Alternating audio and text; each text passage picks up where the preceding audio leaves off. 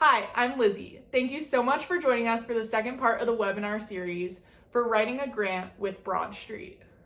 Now that we're oriented, let's begin. I'm going to do a cooking show style and show you the final fully baked report first before we show the steps on how to make it. Here's an example of a final report that you can use when writing grants. You can see that I customized the entire report from the banner to the logo and the featured image. The data is interactive, so when we scroll over or click on the card, it gives us a better idea of the health indicator. We can even enlarge the card for a better look at the data. You can see the collaborators down here at the bottom. We can share this report through a link and we can print it as a PDF. We can press share, copy link as read only, and then paste in a new tab. To print as a PDF, we can go to File, Print, and then open in a PDF preview.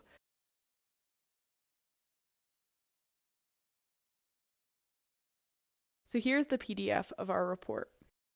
For grant writing, the report you will want to run will depend on what type of grant you're applying for. I found a grant on Grant Watch for the Greater Philadelphia area.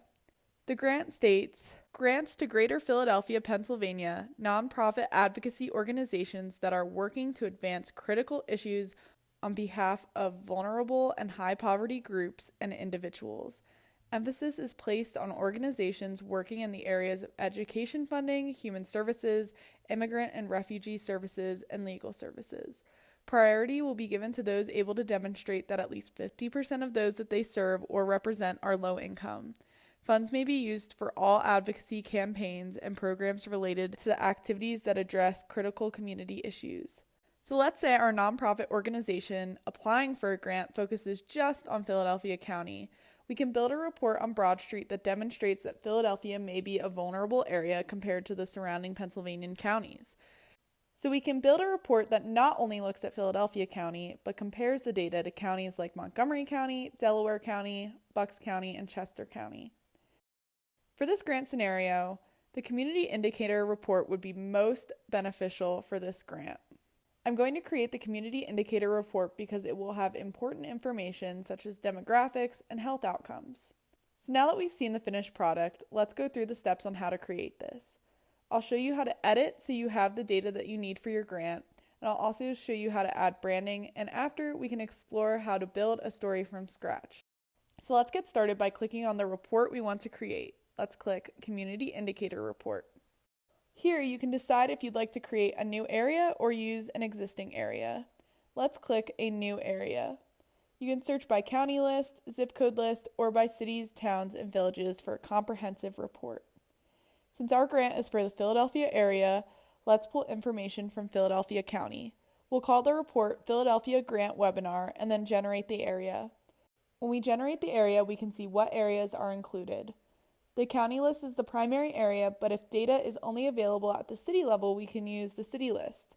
The city and zip codes are considered backup areas. So now we can click Next. That's it. We've done the secondary data analysis for you. So this is the rough draft of the report with 0 edits. We can see the logo, date, title, collaborators, suggested text, and most importantly, the data. It's the same report I showed you at the beginning, but we haven't customized it yet. If you would like other data in this report, you can add cards from the map room and other stories that you've run. I'll show you how to do that in just a second. Obviously, there are some things we want to edit. We showed you the share button before, and now we're going to use the edit button to edit the story. This is found in the upper right-hand corner. This is the story editor where we edit the story. As you can see up top here, there is a settings button, a shuffle cards button, and a save button. Now let's customize the report by adding a logo.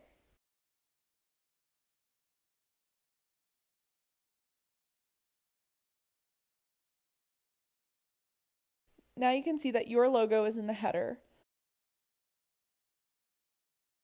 We can also change the text.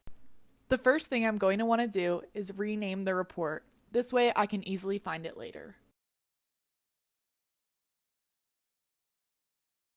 You can use a combination of our text, text from your old grant, and new text. I want to move the race and ethnicity card up, and I can easily do that when the card is in shuffle mode. I can move the card up here because I think it's most important. So I don't think this card on air pollution is important for the purposes of my grant proposal, so I'm going to delete it. We can always add it back later. I really want to see the race and ethnicity card next to the surrounding counties in southeastern Pennsylvania, so let's favorite that. I'm going to pose another scenario to really demonstrate what cards can do. So we have our report for the data we need for our grant, but I want to create a separate report to show the data side by side. This can be helpful for your grant writing or for key stakeholder meetings. With cards, it's easy to create totally customizable stories. So let's go back to the home page and click Create a New Story from Scratch. We'll name the story Comparing Data for our meeting.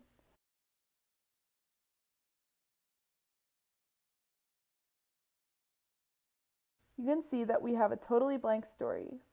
So let's rename section 1 to Comparing Data and click Save. Now I want to add my favorite cards from the Community Indicator Report and other reports that I generated to this blank report. There are 2 ways to do this, and I'll show you both ways. Let's go to our favorites, find the cards that you want, and press Save. We can add this to one section or multiple sections within the report. Now we can go back to our stories and see the 4 cards were added to the report. Let's edit it and add more cards. Now we can do the same thing we just did in favorites, but within our report. So to compare the data, let's go to My Saved Areas to create a new area. Let's create an area for southeastern PA that spans over multiple counties and excludes Philadelphia, since we want to compare this with Philadelphia. So let's do Bucks County, Montgomery County, and Delaware County. Also, the areas don't necessarily have to touch to generate the report. We could easily add Allegheny County over in Pittsburgh if we wanted. The data will still be pulled from all of the areas included. So let's go to the Stories page and press the Edit button. Now I want to compare the areas and replace the area tags. So let's click the area name to replace the tag. We can see that the data easily changes. Now when we publish the report, we can see what they look like and change them around accordingly. Now that we have the data side by side, we can see that Philadelphia County is different from its surrounding counties. In this report, I want to add a couple of sections, so I'm going to add a section for comparing income data. So you can see all the options you can add here. You can add new cards, another banner, or just text, whatever you need to make your report successful. You can move this up and down as needed.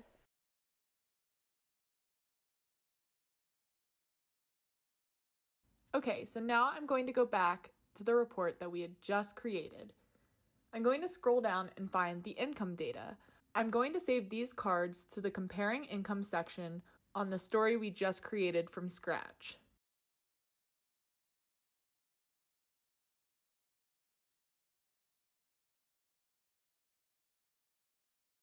Okay, now that we have these here, I'm going to change the area tag on the one to the right. We can see that there is a huge difference between the median income in Philadelphia versus the southeastern counties in Pennsylvania.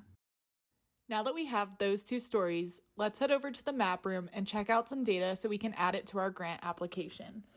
Let's go to Make a Map, and then Add Data.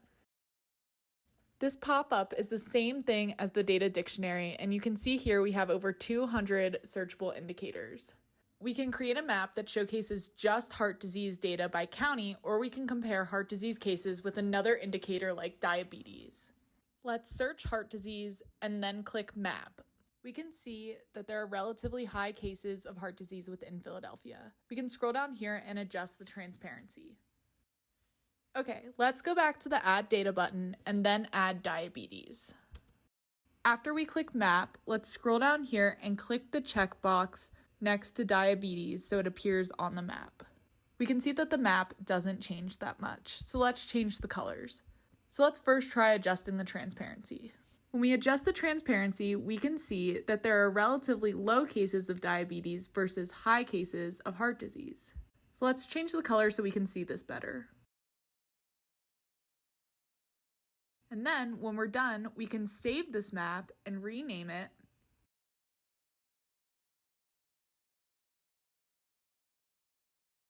and then save it to one of the stories that we created.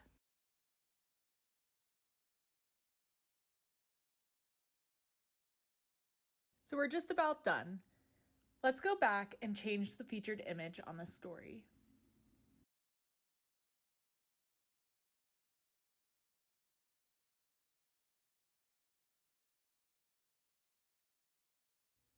We can see the map that we just created down here. We can also share this report with collaborators. Tracy will get an email and will be invited to edit it. To do that, you can go up here to Settings, Collaborators, and then Add.